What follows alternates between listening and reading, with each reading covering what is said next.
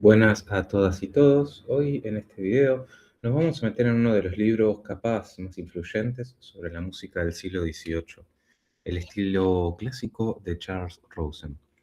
La idea no es hacer un resumen académico ni una reseña para musicólogos, sino tratar de entender con palabras sencillas qué quiso decir Rosen cuando habla de estilo clásico, de tonalidad y de forma sonata. Así que si nunca escuchaste palabras como dominante o recapitulación, quédate tranquilo. Vamos a intentar traducir todo a experiencias auditivas, a sensaciones concretas y después vamos a ir a los nombres técnicos. Charles Rosen fue ante todo un músico, un pianista, alguien que vivió literalmente dentro del repertorio de Haydn, Mozart, Beethoven, Schumann, Chopin, Liszt. Pero además de tocar, escribía y en 1971 publica The Classical Style, el estilo clásico, un libro que se volvió referencia para cualquiera que quiera entender cómo funciona la música de finales del siglo XVIII. Lo interesante es que Rosen escribe como músico que analiza, no como un teórico encerrado en un laboratorio. Su punto de partida siempre es una pregunta muy sencilla que es: ¿qué sentimos cuando escuchamos o tocamos esta música? Rosen se concentra sobre todo en tres compositores: Haydn, Mozart y Beethoven. Lo que le interesa no es tanto contarles la biografía, sino mostrar cómo, entre los tres, construyen un modo nuevo de escribir música, una manera bastante innovadora de organizar el sonido. Ese modo nuevo no aparece de la nada, como nada aparece en la historia de la música de la nada. Se apoya en el lenguaje que ya se venía desarrollando desde el Renacimiento y el Barroco, desde Bach y Händel, pero lo organiza, le cambia las prioridades y cambia también la forma de generar una tensión y una resolución. Una de las primeras cosas que aclara es que el estilo no significa simplemente música compuesta entre 1750 y 1820. Para él, estilo es una manera de usar un lenguaje musical. ¿Cuáles son los recursos que se privilegian? ¿Cómo se combinan? ¿Qué gestos se vuelven habituales? Entonces, hablar de estilo clásico no es poner una fecha en la historia, es describir una forma de organizar armonía, textura, ritmo y melodía. Rosen distingue entre el estilo de una época y lo que él llama el estilo de un grupo. La época está llena de compositores, de obras, de modas, de experimentos, pero dentro de este universo Haydn, Mozart y Beethoven forman un núcleo en sus obras. Todos los elementos de su lenguaje, el ritmo, la textura, la melodía, la armonía, el contrapunto, se sostienen y se refuerzan mutuamente, según él. Son, si querés, el lugar donde ese lenguaje alcanza su mayor coherencia. No porque los demás sean inútiles, sino porque acá todo está un poco más ajustado, más integrado. Antes de entrar en palabras como tónica o dominante, paremos un segundo en lo que sentimos al escuchar. En muchísima música, incluso sin saber teoría, percibimos algo así como un viaje. Hay un punto de partida, una especie de piso firme, y hay momentos donde todo se tensa, se tensa, se tensa, se complica, se oscurece y después, digamos como que viene un regreso. Ese irse, tensar y volver, Rosen lo toma como clave para entender la tonalidad como la forma sonata. La forma no es un dibujito en un libro, es una experiencia temporal, una experiencia de irse y volver. Ahora sí, vamos a ponerle nombre a esas sensaciones, digámosle. Cuando sentimos que la música está en casa, que descansa, que podría terminar ahí, estamos en lo que llamamos tónica, el acorde casa. Cuando la música parece estar colgada en el aire, pidiéndonos a gritos que vuelva a casa, estamos en la dominante, el acorde de máxima tensión que empuja hacia la tónica. Si te quedas solo con estas dos ideas, digamos que ya entendiste bastante. Rosen da una definición bastante técnica de tonalidad, como ordenación jerárquica de acordes basados en la serie armónica de una nota. Pero la podemos traducir. Tonalidad es un sistema, digamos, donde no todos los acordes valen lo mismo. algunos mandan más que otros y organizan todo lo que pasa. La relación entre el acorde casa, la tónica, y el acorde de máxima tensión, la dominante, se vuelve el eje de buena parte de la práctica de la música de estilo clásico de finales del siglo XVIII. Rosen insiste en que sin entender al menos intuitivamente esta jerarquía, es muy difícil entender qué hace la forma sonata. Hay un detalle que a Rosen le parece fundamental.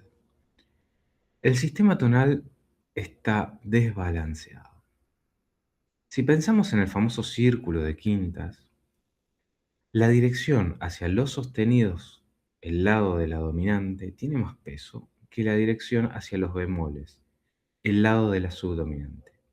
Dicho en criollo, ir hacia la dominante genera una tensión más fuerte, más definitiva que ir hacia la subdominante. Ese pequeño desequilibrio es lo que hace posible que hablemos de irse muy lejos y de volver de manera contundente. La música clásica vive de este juego. Como esta idea de viaje y de jerarquía de acordes, Rosen se mete en la forma como experiencia. Y lo primero que dice, de manera muy clara, es que la forma no es solo un esquema teórico. La forma es, ante todo, cómo percibimos el paso del tiempo en la música, cuando sentimos que algo empieza, cuando sentimos que algo se complica, que algo varía, cuando percibimos un retorno. Por eso insiste tanto en las proporciones, donde cae el punto de máxima tensión. ¿Cuánto dura ese desarrollo? ¿Cuán tarde o cuán temprano vuelve la tónica? Todo eso es forma, más allá de cuántos temas haya. Seguramente alguna vez escuchaste alguna receta de la famosa forma sonata, tema A, tema B, desarrollo, recapitulación, coda. Rosen es bastante crítico con esta receta, no porque sea completamente falsa, sino porque se inventa bastante tarde, como generalmente toda la teoría de la música, siempre se inventa después de que se ejerció. Se inventa bastante tarde, hacia mediados del siglo XIX, cuando el estilo clásico ya está, de alguna manera, históricamente agotado. Si tratamos de encajar las sonatas de Haydn y Mozart en ese molde a todas, terminamos de alguna manera forzándolas. Muchas no tienen ese segundo tema tan claro. Muchas reorganizan el material de formas distintas y, sin embargo, funcionan perfectamente dentro del estilo. Para Rosen, la sonata no es una forma fija como un minué ABA o un aria da capo, donde sabes de antemano que la estructura es ABA. La sonata es más bien un modo de componer, una manera de organizar proporciones, de usar la tonalidad, de jugar con el final, con la armonía y con la textura. Por eso es tan difícil dar una definición única. Y también por eso la teoría posterior se vio tentada a fijar una. Lo que sí podemos decir es que en el estilo clásico la sonata se caracteriza por explotar al máximo esa tensión entre irse de casa y volver.